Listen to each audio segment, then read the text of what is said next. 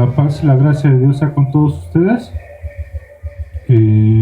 Hoy tocaré la parte 3 de este estudio que me pidieron llamado diezmo. Así que comienzo. La palabra diezmo como tal en el Antiguo Testamento aparece 29 veces y en el Nuevo Testamento 7. En los dos estudios anteriores traté cómo era el diezmo en el Antiguo Testamento. Y como también lo nombra en el Nuevo Testamento, quiero que veamos, que aprendamos cómo es que se manejó el diezmo en el Nuevo Testamento.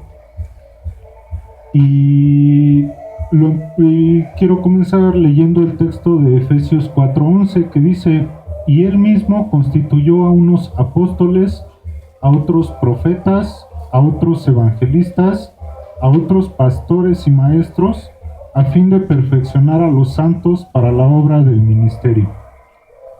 Como tal, vemos que hay un grupo de trabajo, y en el cual la pregunta es: ¿por qué solo el pastor, o no sé en tu congregación cómo le llamen, por qué solo él cobra el diezmo y se lo queda para su familia? Quiero que veamos qué significa la palabra apóstol. La palabra apóstol viene del griego apostolos, que significa enviado o mensajero. En este caso, pues algo así como un cartero, pero en la actualidad hoy los conocemos como misioneros, ya que ellos son los que llevan el mensaje a otros países, no se quedan en un cuarto de salón o en un cuarto a predicar. Ellos andan fuera de sus lugares de nacimiento predicando la palabra. Es lo que hoy conoceríamos como un apóstol, a una persona que anda de misionera. Y un ejemplo de ello lo vemos en Lucas 10:1-12, en el cual dice: después de todas estas cosas, designó el Señor también a otros 70, a quienes envió de dos en dos delante de él a toda ciudad y lugar donde él había de ir. Entonces, ya desde antes vemos que existía esto de los apóstoles, los mensajeros, enviados o misioneros que conocemos el día de hoy. El problema es: ¿por qué las personas que cobran el diezmo están viviendo del diezmo si no son levitas, ni son misioneros? Porque podemos ver en la Biblia que el ejemplo de Cristo trabajó, y lo vemos en Marcos 6:3.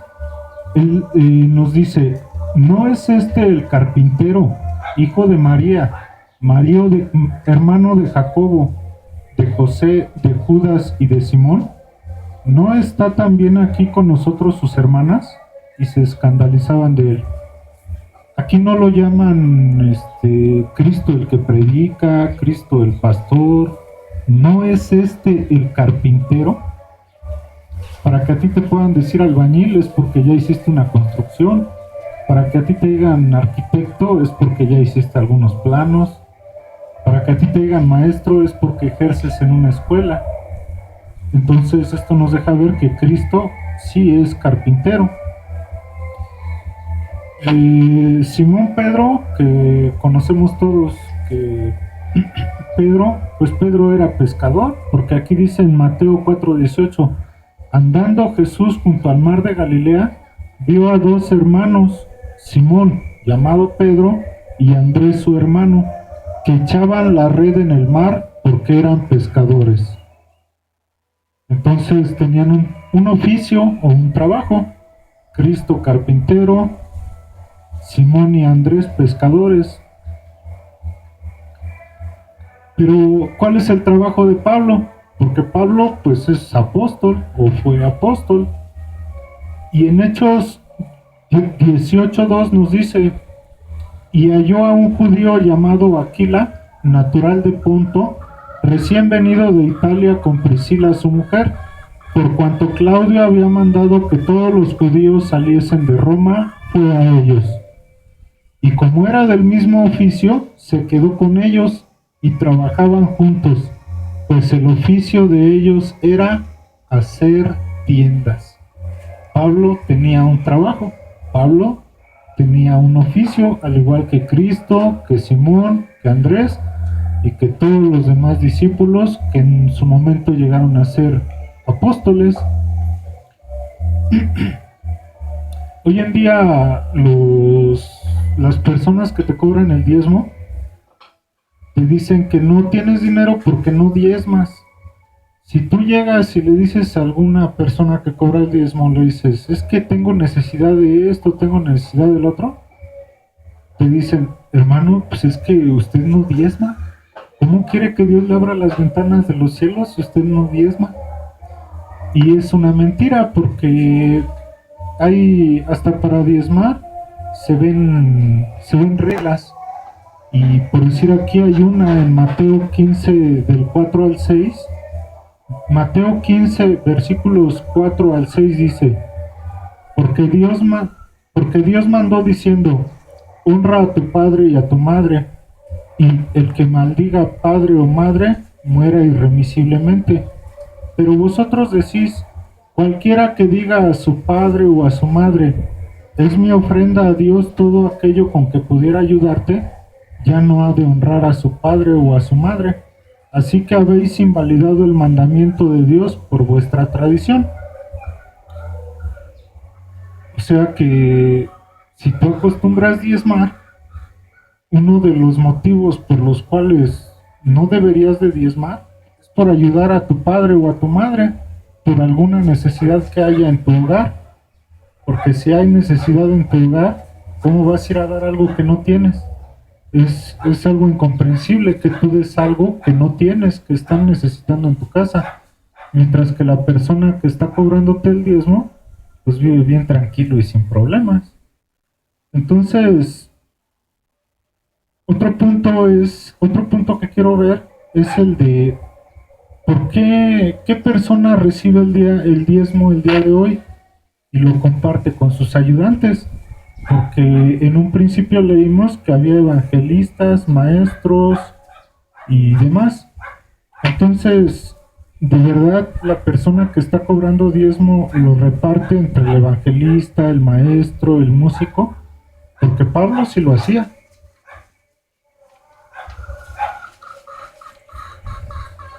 En Filipenses 4:3 dice, asimismo te ruego a ti también, compañero fiel, que ayudes a estas que combatieren juntamente conmigo en el Evangelio, con Clemente también y los demás colaboradores míos cuyos nombres están en el libro de la vida. Entonces Pablo sí se preocupaba por sus ayudantes, porque pues en primer lugar está el apóstol, después nos dice que están los profetas, evangelistas, pastores y maestros. Y Pablo aquí en Filipenses, él ya siendo apóstol, dice que ayudes a estas personas que combatieron juntamente conmigo en el Evangelio. Él recibía ayuda de iglesias y de demás personas, pero él sí lo compartía con sus ayudantes.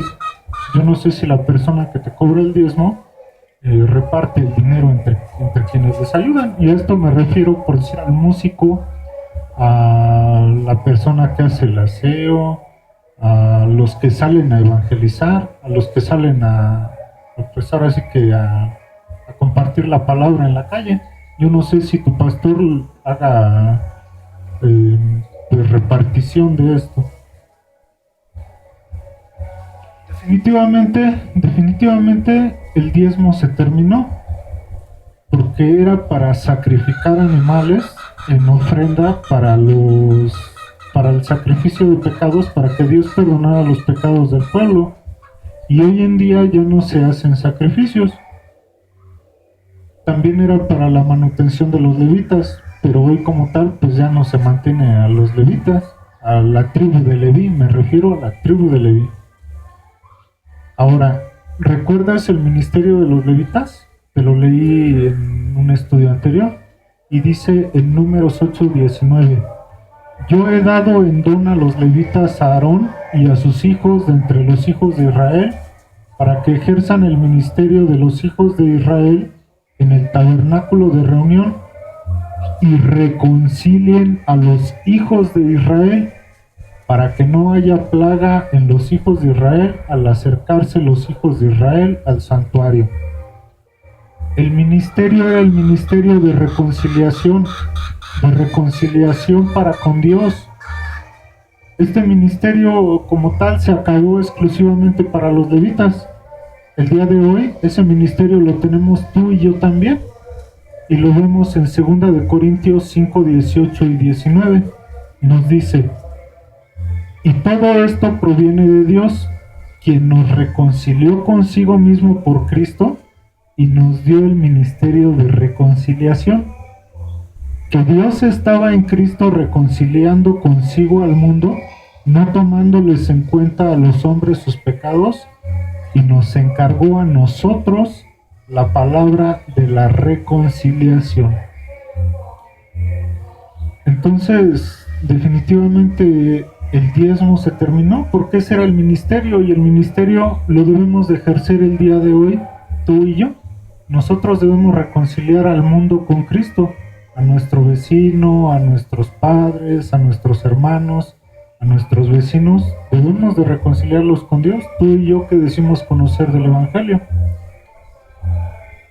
Ahora, recuérdale, sería bueno que le recordaras esto a la persona que sigue cobrando diezmo, que el diezmo de cada 3 años será para el levita, extranjero, viuda y huérfano, y lo vemos en Deuteronomio 14, del versículo 28 al 29.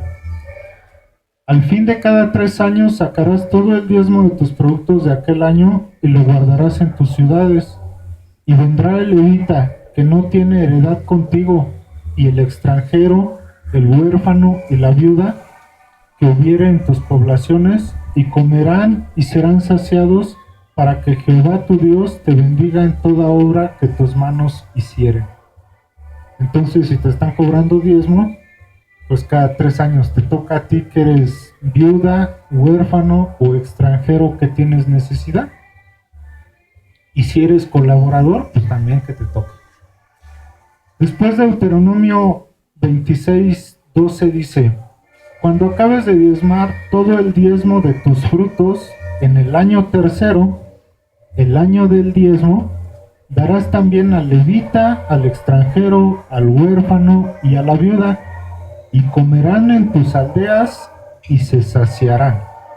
O sea, es hasta que te sacies, si eres viuda, huérfano o extranjero en necesidad. Y dice que es todo el diezmo de los frutos. Dice frutos, pero dicen ellos que hoy es en dinero, porque ya no es fruto, ¿eh? Entonces, pues, acuérdale de esto a la persona que te cobra diezmo. También recuérdale esto, que cada 7 años no se puede diezmar de lo que produce la tierra.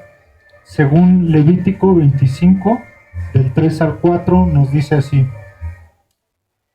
6 años sembrarás tu tierra, y 6 años podarás tu viña y recogerás sus frutos. Pero el 7º año de la tierra tendrá descanso, reposo para Jehová. No sembrarás tu tierra ni podarás tu viña. Entonces, cada 7 años no debes de diezmar fruto de la tierra, porque es año de descanso. Entonces, ¿desde cuándo podemos empezar a contar con esto? Según Segunda de Tesalonicenses, según es por el año del jubileo.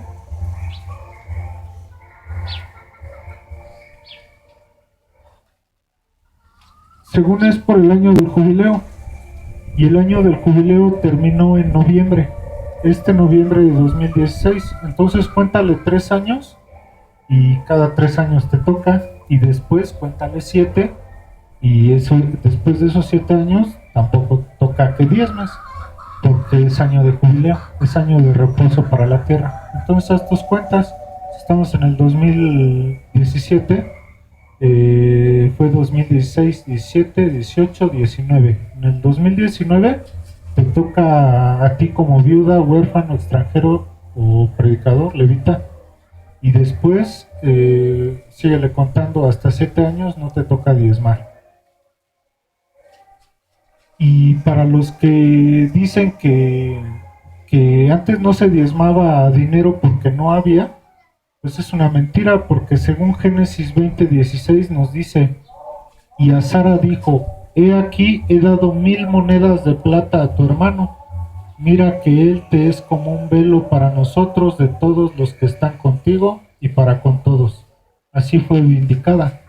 Según la cronología de la Biblia, desde Génesis ya existía el dinero, porque existían monedas. Entonces, que no te vengan con que no, es que antes no había dinero. No, sí había dinero, pero nunca se diezmó en dinero. Se diezmó en... Siempre se diezmó fruto, grano y animales. Los animales para la ofrenda y el diezmo para la manutención. Y bueno, pues creo que sería todo. Y termino con diciéndote lo que dijo Pablo, el que no trabaja, que no coma, porque él decía, yo trabajé para no ser gravoso a ustedes. Entonces, también él decía, sed imitador de mí, como yo soy imitador de Cristo. En un principio vimos que Cristo trabajaba, fue carpintero. Pablo trabajó, él hacía tiendas.